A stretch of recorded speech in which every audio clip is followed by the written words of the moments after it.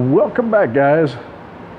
Here's another installment on Bertha. Still got some more repairs to do, so let's get her up in there and I'll show you what I got to do yet. All right, I've had this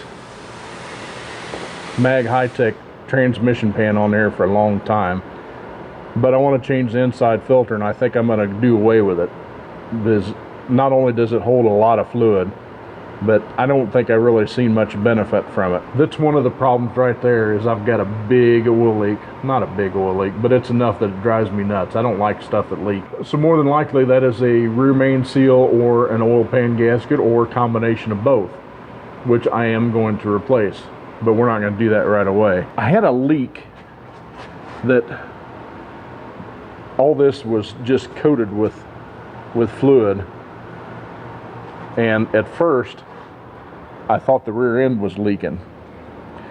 Now, if you aren't familiar with GMs, this is the 11.5 inch Dana rear end. Well, it's not a Dana, it's made by American Axle manufacturers, but it is the same rear end that they use in the Duramaxes.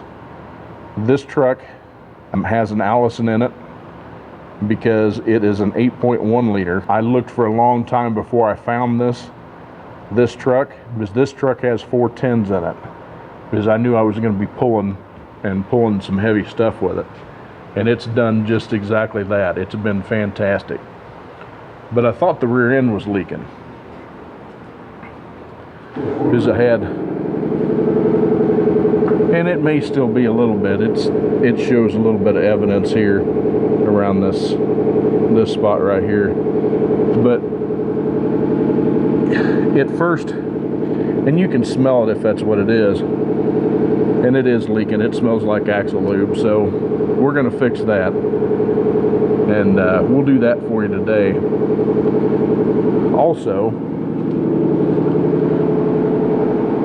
you can see remnants of oil streaks on the side of the frame here, and I wasn't sure where that was coming from at first, but I figured out that it was coming from the transfer case. These GM transfer cases, this happens to be you can't see, well, yeah, there you can. There's the tag for it right there. This is a 263 HD transfer case, which they put in pretty much all the 3/4 and 1 ton trucks. The output shaft on it is absolutely huge. Well, you can see it right there. I mean, it's a big dude. But anyway, what happens is there's a little retainer. There's a retainer inside the transfer case that the fluid pump sits on, and it sits right against the case. Well, what happens is that retainer breaks off its mounting tab and just falls to the bottom of the case. So then the edges of the pump ride right on that case half. Well, eventually what happens is it rubs a hole in the transfer case, which is exactly what this one did. And now I'm not proud of this repair, but I had to do something at a pinch to keep from losing all the fluid until I could get the parts and everything. So I happened to clean it up, and this is my little repair right here, because that's where it was. And you can see there's a bubble on it, but that's where the hole is. I used a little JB Weld, cleaned it up real good, and that's that. And it's dried up, which normally I would say that'd be good, but I'm going to plan on keeping this truck for a long time, so I'm going to repair it the right way. Now, they make this case half in aluminum, which is pretty cheap, but this is a magnesium case. So you're going to have two dissimilar metals, and what it'll do is it'll cause corrosion right here and corrosion on the bolts. Another thing is these bolts have special washers on them. You need to use the special washers to have corrosion there also. But anyway, I've got a new case half, and I've got a repair for that. Also going to replace this aftermarket muffler assembly. I have a replacement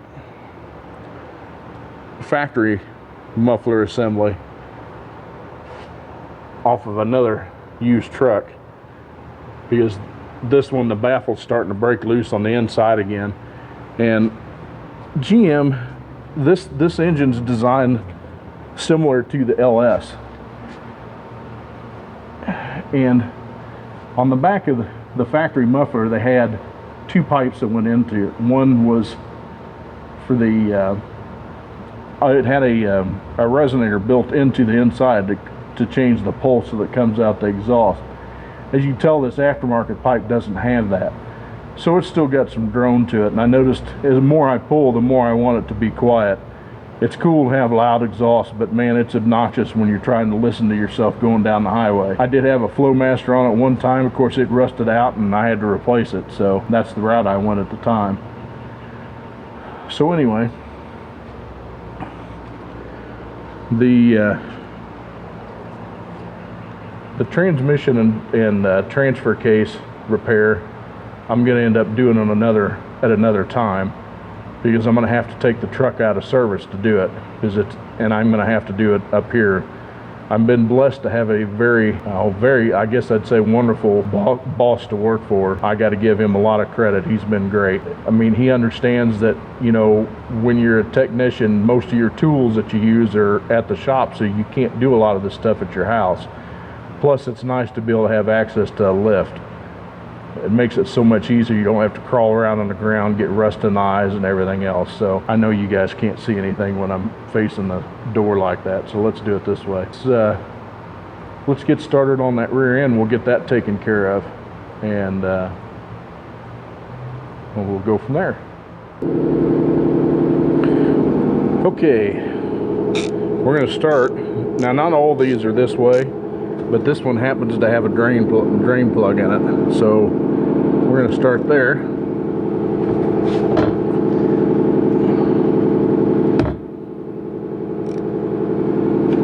If it'll come loose, may have to do this the old-fashioned way. Oh, there it goes. All right, like I said, not all of these will have a drain plug in them. Some of these bigger ones, I think the later model ones, they didn't have it. And I need to replace this plug anyway, because half of the seal's gone off of it.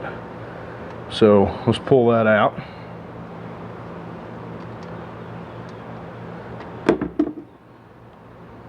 And it's not too bad. I mean, it's dark, but it's not bad. But again, like I said, I tow a lot with this truck. They say this fluid is supposed to have a grape smell to it, which it doesn't, because I actually use AMSOIL. So we need a 13 millimeter. I'm going to get a regular 13. Hopefully we'll be able to get them all with that, because I'd rather use a socket with no extension on it. Looks like we're in pretty good shape then. So now we need to take all these 13 millimeter bolts out.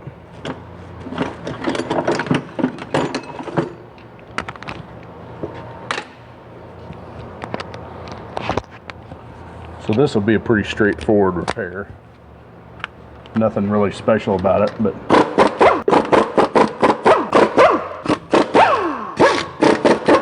and I think the last time I did this, I couldn't get a gasket for it, so I had to put this on with silicone, so that's going to be fun.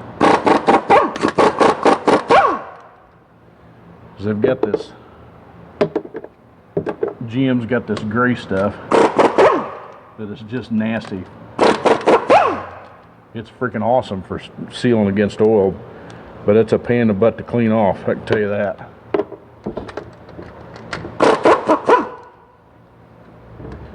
Okay, the last three I'm going to have to get with a wobble. Oh, there it is. Alright, get these last three out.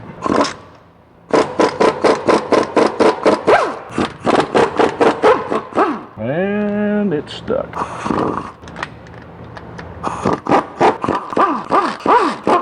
If you ever get one that's stuck and you're not sure if it's the socket or something like that, look at the head of the bolt.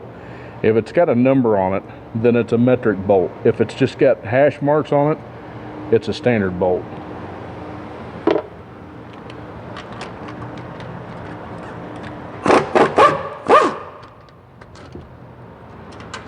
All right.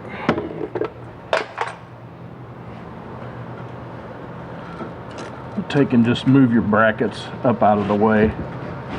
Be gentle with your brake line, because if it's any kind of rusty, you don't want to end up breaking it and have to put a brake line on it too. That'll just make your day. Okay, we're gonna give it a couple love taps and see if we can get this thing to break loose. And looks like it did. Oh yeah. Perfect. And there it is.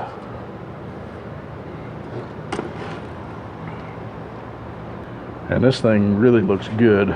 This rear end has got probably close to 145,000 miles on it, and it's been towing most of its life, and it looks like brand new. This is your locking mechanism here. It works off of a counterweight, so if you're going too fast, it won't allow it to lock. That's the way they come up with those Eaton lockers. But as you can tell, everything in this rear end is beefy, real beefy. So now we'll get to the fun part. It's actually the boring part where you clean everything off. We're going to get a scraper to start with.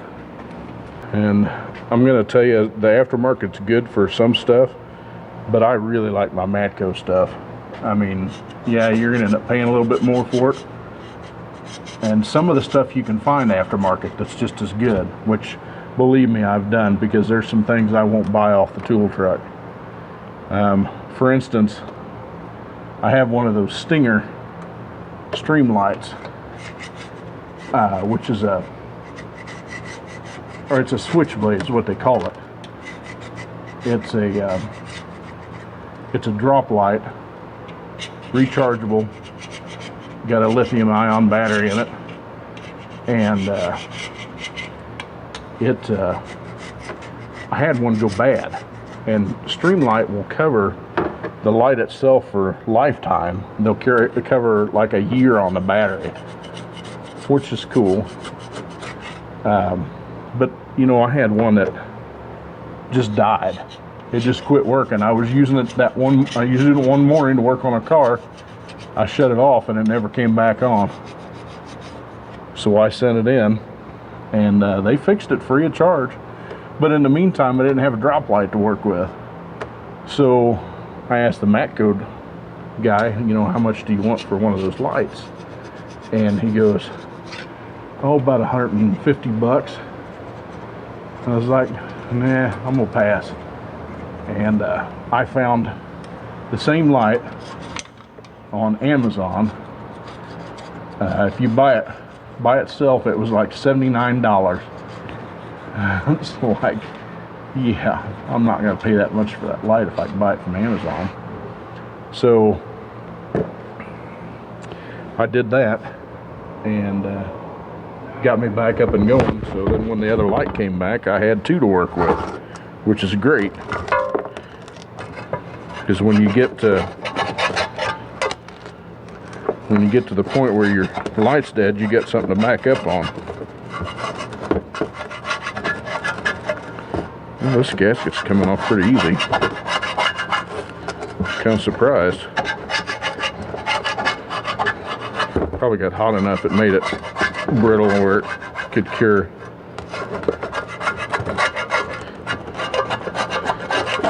Alright, that's good for that.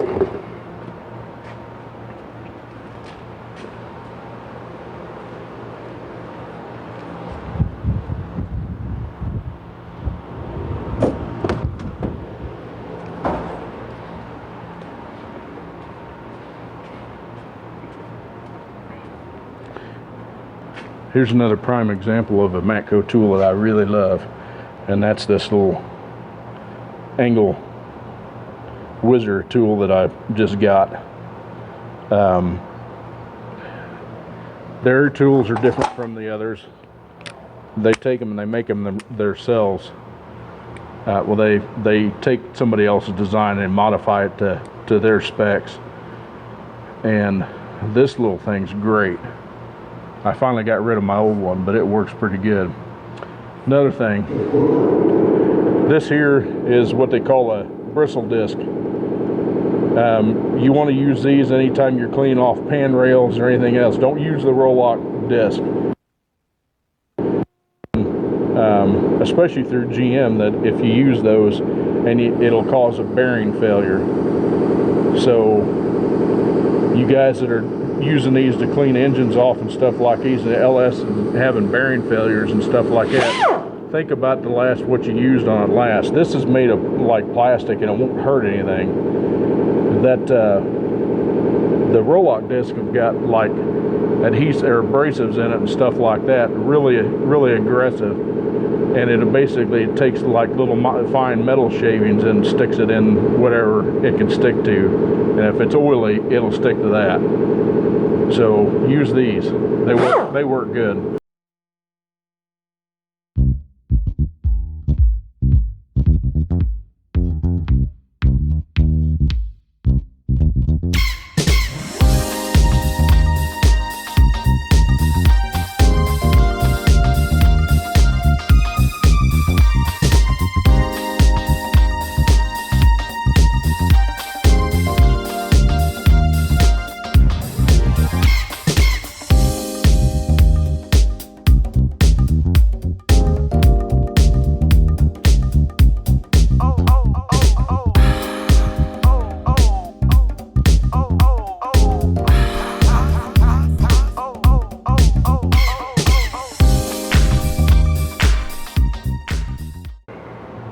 Alright,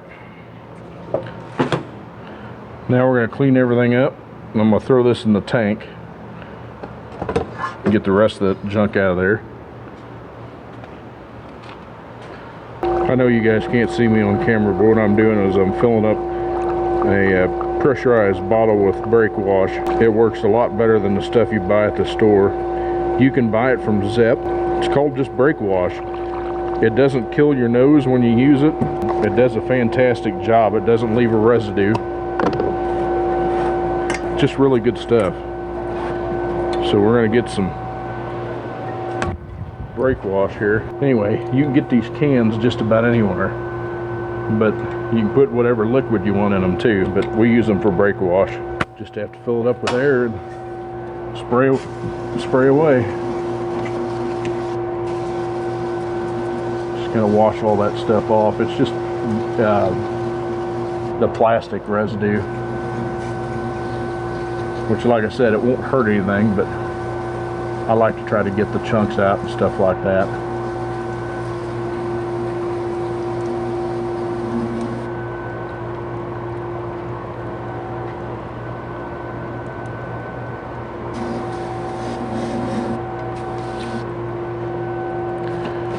Okay, when that's still wet, I like to take a towel and wipe down the sealant surface.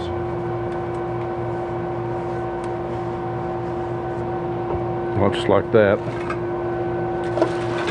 And find my air nozzle. So we want to blow out the holes. Grab my new gasket. American Axle Manufacturer, there's your part number, 1247 1447. That fits all the 11.5-inch rear ends. And I have a new drain plug.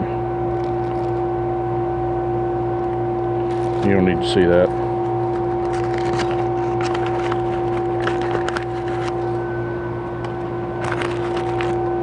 Drain plug is 1247 1479.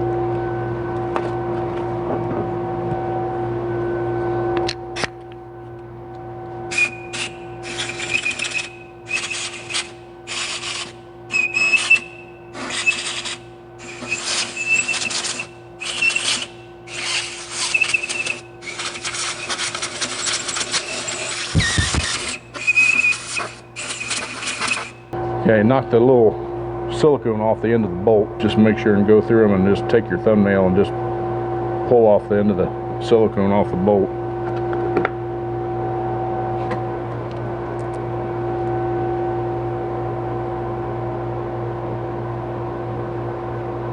If you can wipe the silicone off of the bolt, that's better off, because then you're not fighting it with the thread. I'm not going to chase all these threads because they don't all go all the way in there. The only thing you want to do is knock the silicone off, because I do have a gasket for it this time, like you've seen.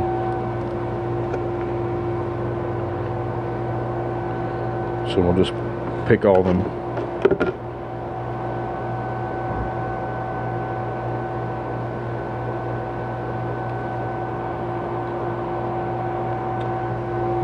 This is a magnet plug too. You see that's all the metal that's on the bottom of it, which is nothing.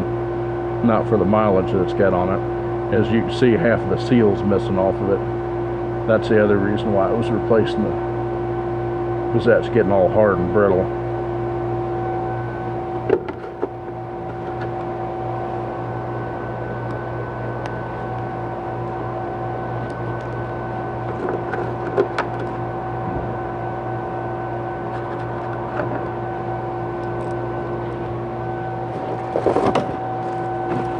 Now that I got them all halfway cleaned up, we'll just rinse them off, brake wash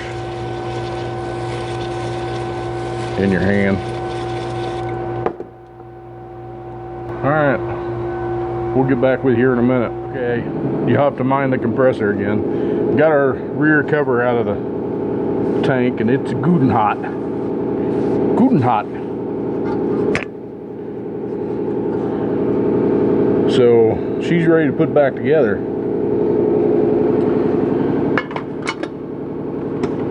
So let's get our gasket out of here.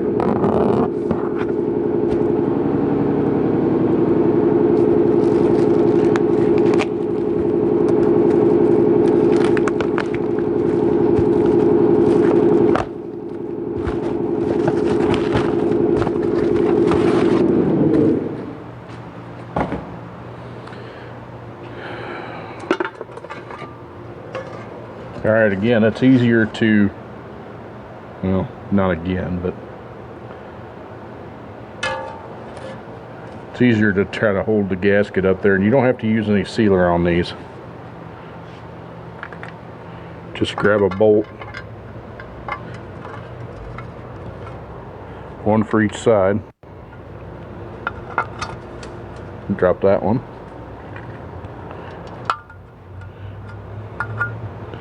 Just something to hold the gasket in place. Wipe your little bit of oil right there off the bottom. And put her back on there.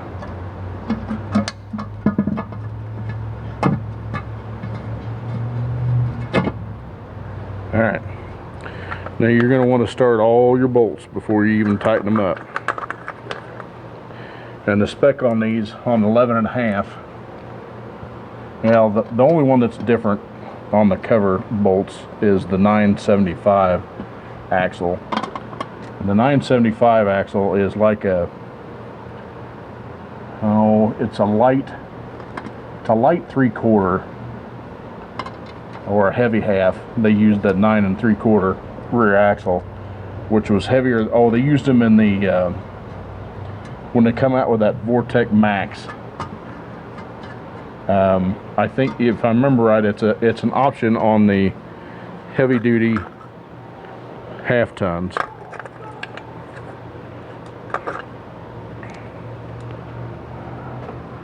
The old heavy halves,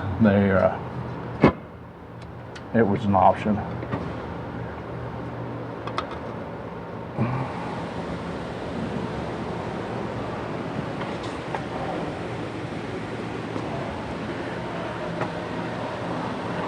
So we're short a bolt, so there it is right there.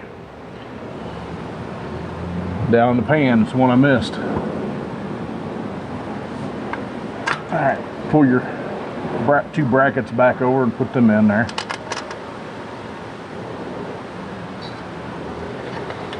I do believe in torque specs. The easiest way to do these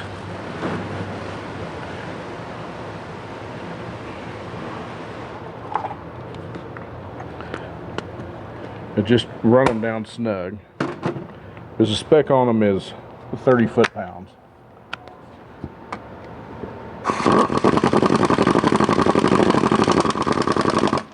So just run them down snug.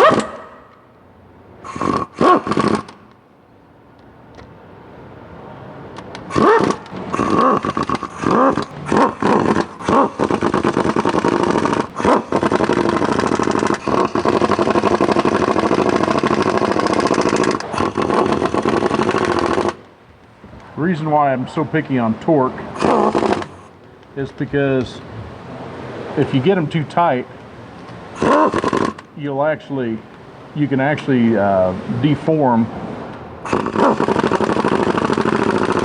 the cover that you're putting together, and so then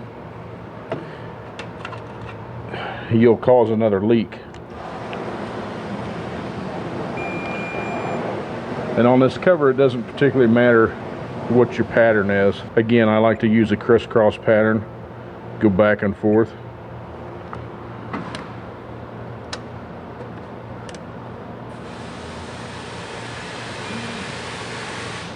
Anyway, you just go, this torque wrench is made by Snap-on.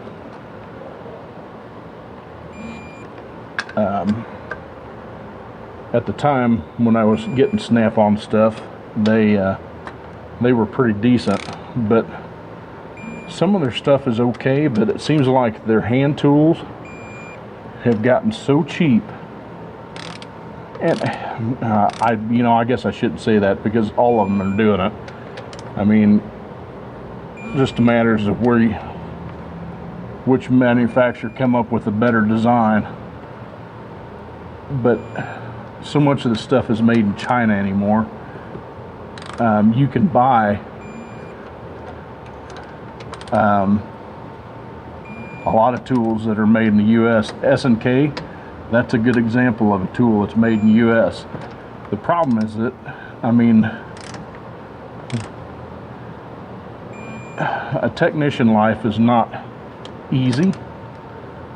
It's not for everybody. I got in at a pretty decent time, but anymore, if any of you have figured out, tools are not cheap, and you need them to last forever. You just need them to last forever, and they don't. They break just like everything else. All right, we need to put a drain plug in. It also has a torque, and we're going to torque that.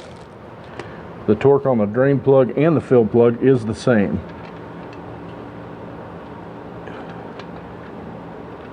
And that is 24 foot-pounds. Now that's not wanting to go in there.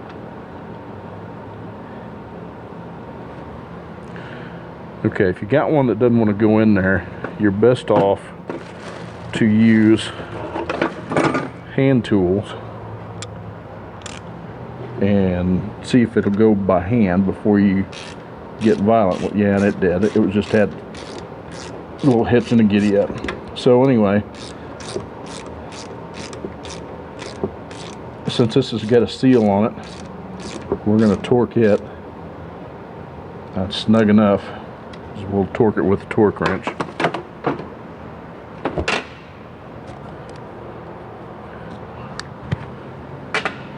So we'll set this dude to 24.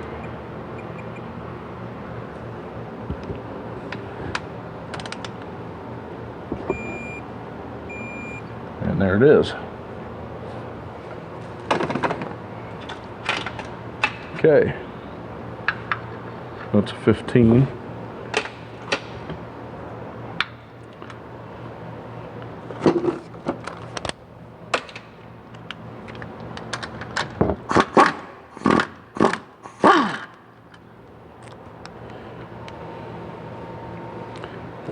Alright, let's fill her up.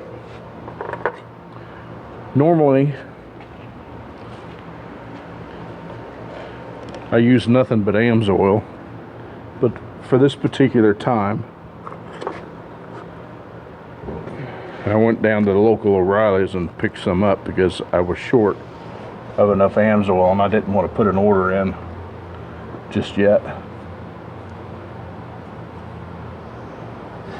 But like I said, normally I would use AMSOIL. I prefer it. I am a dealer.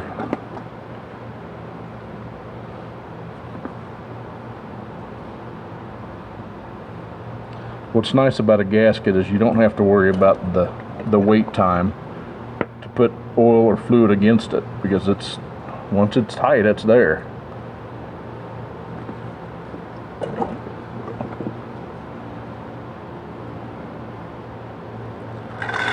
These 11.5s, well, even the 10.5, the full floaters,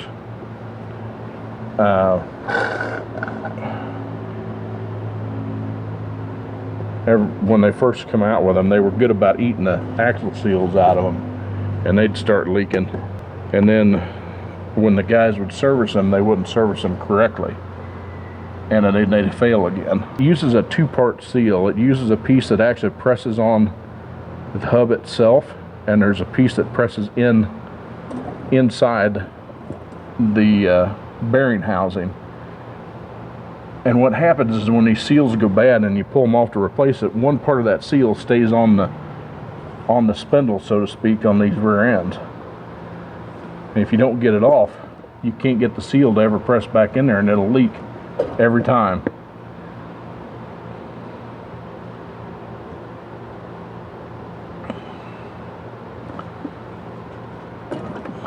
This is the boring part. At least it's not 20 degrees out. Even though this axle fluid is synthetic, which, by the way, these axles take a full synthetic 75/90. It'd usually be a GL5. I think the 9 3/4 axle actually takes a crude oil. I mean, it's like 80/90. I think it takes an additive too. It's different for some reason. It's different from all the other rear ends. Not sure why that is.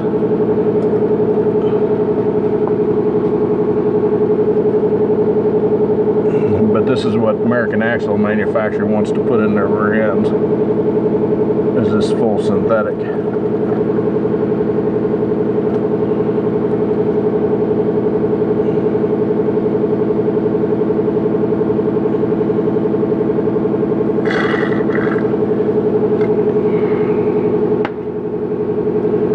Thing holds a bunch. So that was quart number 3.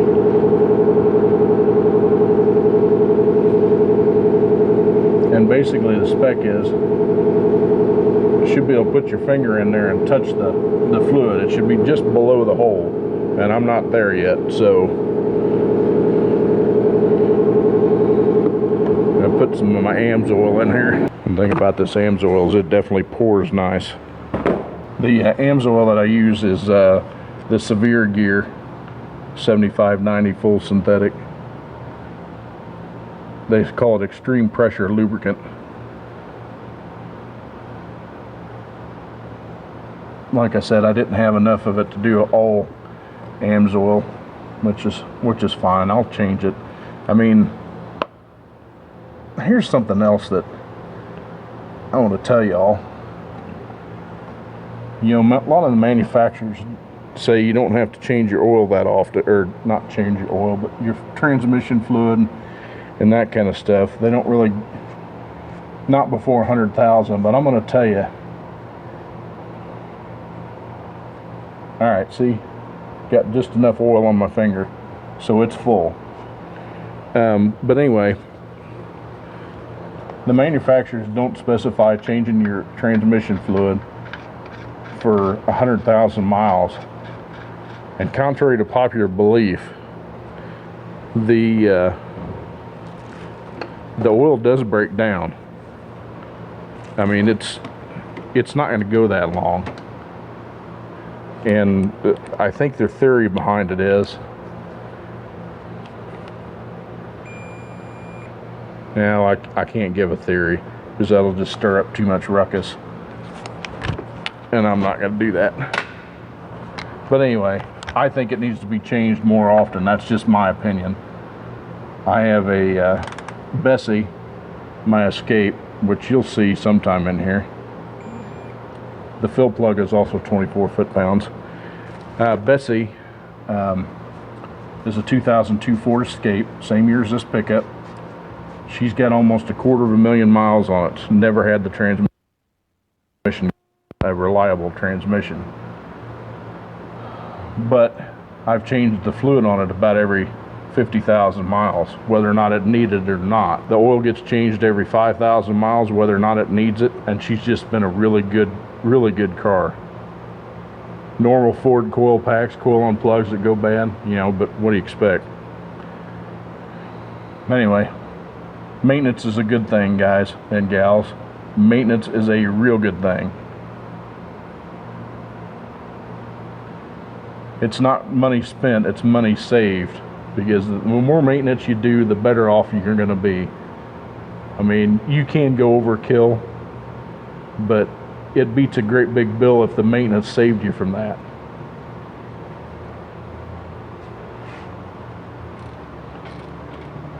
Okay guys, well that's it for the day. We've got the rear end serviced on Bertha here. She's all sealed back up, got fresh. So if you like what you've seen, or if you got anything, questions, comments, or anything like that, put it down below. And I'm glad you guys came along, guys and gals came along to see what we're doing. Like I said, if you like it, like, share, subscribe, hit that notification bell so you see when I load another video. Until next time, we'll see you later. Have a great day.